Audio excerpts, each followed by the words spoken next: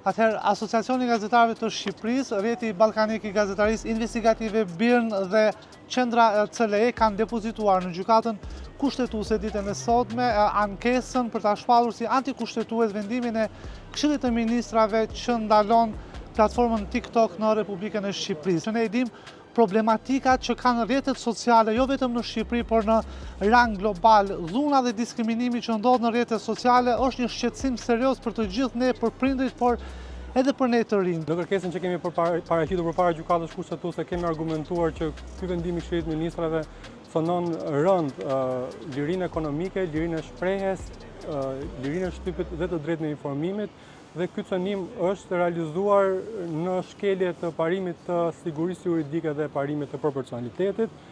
Më konkretisht, këto liri dhe të drejta mund të kufizohen, thot kushtetuta, por thot dhe